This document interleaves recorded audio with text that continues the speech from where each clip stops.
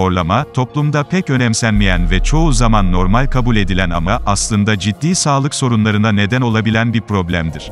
Horlama, sadece kişinin yaşam kalitesini bozmaz, ayrıca fiziksel sağlığına da ciddi zararlar verebilir.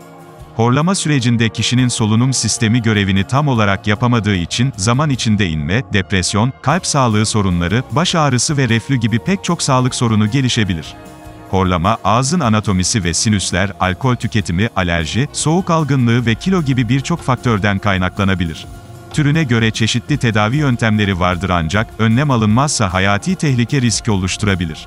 Horlama nedir? Horlama belirtileri nelerdir? Horlamaya ne iyi gelir?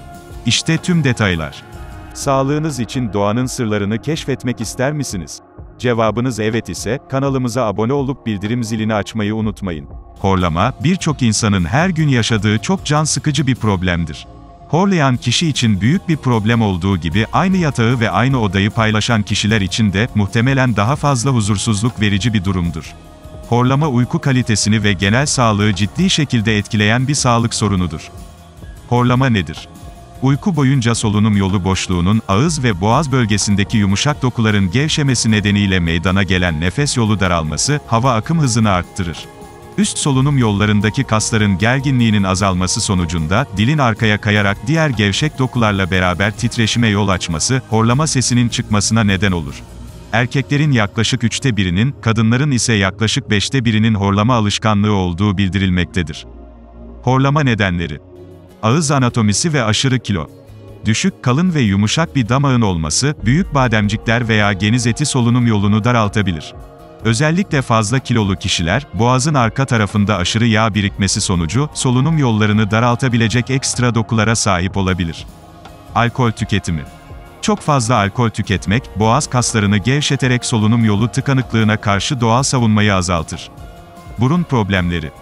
Kronik burun tıkanıklığı veya burun delikleri arasındaki çarpık bir bölüm, horlamaya yol açabilir. Kronik alerji. Alerjiler burnunuzdaki hava akışını azaltabilir, bu da ağzınızdan nefes almayı zorlar ve horlama olasılığını artırır. Uyuma pozisyonu. En sık ve en yüksek etkili horlama, sırt üstü uyurken boğazın yerçekiminin etkisiyle nefes yolunu daraltmasıyla olur. Kalıtım. Ailede horlama öyküsü olması, potansiyel bir risk faktörü olarak görülür. Horlama türleri. Basit horlama.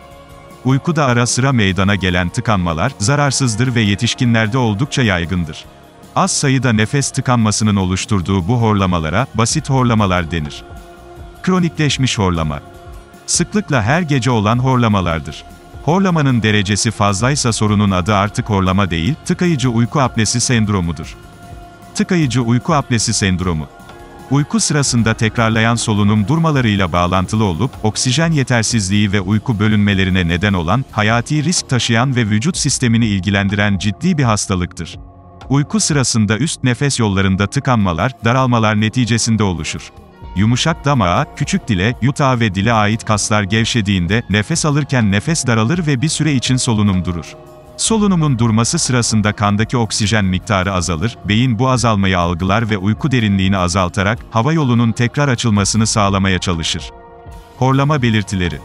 Uyku sırasında tanıklı solunum durmaları. Yüksek sesle horlama yüzünden, partnerin uyuyamaması. Huzursuz uyku hali ve uykunun sık kesilmesi. Ani nefes darlığıyla uyanma. Sabahları boğaz ağrısı, ağız kuruluğu ve baş ağrısı olması. Geceleri göğüs ağrısı olması.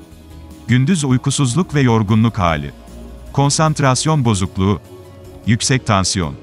Çocuklarda dikkat eksikliği, davranış sorunları ve okulda düşük performans.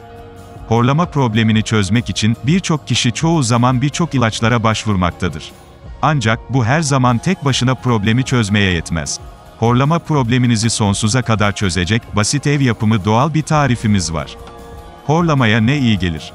Horlamayı doğal yollardan azaltacak ve önleyecek doğal meyve suyudur. Meyve suyu sıkma yöntemi sıklıkla kullanılır ve çok faydalıdır. Bu yöntem için kullanılan malzemeler organik olmalıdır. Doğal bir bağışıklık güçlendirici ve bir besin sağlayıcıdır. Dahası, uygulaması basit ve kolaydır. Hava yollarını tıkayan mukusu ortadan kaldırarak, horlamadan kaliteli bir gece uykusu sağlar. Horlamaya karşı meyve suyu tarifi. Malzemeler ve hazırlanışı. 2 elma. 2 havuç. 1 limon. 1 parça zencefil. Tüm malzemeleri katı meyve sıkacağından geçirin. Yatmadan 1 saat önce, hazırladığınız bu meyve suyunu içebilirsiniz. Bu karışıma 15 gün boyunca devam edilir. Horlamaya karşı beslenme nasıl olmalı? Horlamaya neden olan en önemli sebeplerden birisi şişmanlıktır.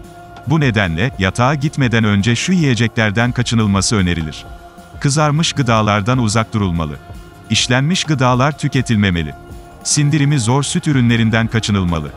Ağır unlu gıdalar yenmemeli. Alkol tüketiminden uzak durulmalı. Çikolata yemekten kaçınılmalı. Horlamaya iyi gelen şifalı bitkisel yağlar. Kekik. Geceleri ayaklara bir miktar kekik yağı sürmek, horlamayı azaltabilir. Nane. Nane yağı, sinüsleri temizlemede ve nefes almada kolaylık sağlar. Horlamanız kötüleşirse, nane yağı solumak yardımcı olacaktır. Okaliptüs. Sinüslerde bulunan ve boğazın arkasına akarak solunum yolunu tıkayan, aşırı mukusu parçalamaya yardımcı olur. Sedir ağacı yağı. Sedir ağacı yağı, kaygıyı azaltmaya ve kasları gevşetmeyi sağlayarak, uykuya rahatça dalmanızı sağlar. Limon yağı. Limon yağının ve taze kokusu kaygıyı azaltır, rahatlık hissi verir. Karanfil yağı. Kurutulmuş tomurcuklardan yapılan karanfil yağı, balgam söktürücüdür. Çam yağı. Çam iğnelerinden elde edilen uçucu bir yağ olan çam yağı, hem antimikrobiyal hem de antioksidandır. Rezene. Bazı antienflamatuar özelliklere sahiptir. Rezene, burun ve boğazdaki iltihaplanmayı azaltır ve burun geçitlerindeki hava akışını iyileştirir. Adaçayı. Adaçayı, soğuk algınlığı gibi solunum yolu enfeksiyonlarına karşı etkilidir. Lavanta yağı. Lavanta yağı, uykusuzluğun tedavisinde kullanılır. Melatonin salınımını sağlamada ve gevşemede yardımcı olur. Lavanta, özellikle horlayan kişilerin partneri için faydalıdır. Mercan köşk. Nefesinizi tıkayan mukusları azaltmaya yarar ve balgam söktürücüdür. Kedi otu. Kökü güçlü yatıştırıcı etkiye sahiptir ve uyku problemlerine doğal bir çözümdür. Horlamayı önleyen pratik çözümler. Fazla kilolardan kurtulmak, boğazda horlamaya neden olabilecek doku miktarını azaltır. Günlük düzenli egzersizler ve hekim kontrolünde diyet yapmak faydalıdır. Sağ tarafa yatarak uyumak. Sağ tarafa yatarak uyumak, havanın kolayca akmasını sağlayarak, horlamayı azaltır veya durdurabilir. Oysa sırt üstü yatarak uyumak, dilin boğazın arkasına doğru hareket etmesine neden olabilir, bu da kısmen boğazdan hava akışını engeller. Yastığınızı yükseltmek. Solunum yollarınızı açık tutarak horlamayı azaltmanızı sağlar. Yatmadan önce sakinleştirici almayın. Başka çözümler için doktorunuza başvurun. Güncel videolarımızı takip etmek için kanalımıza abone olup bildirim zilini açmayı unutmayın. Bir sonraki videoda görüşmek üzere, hoşça kalın, sağlıklı kalın.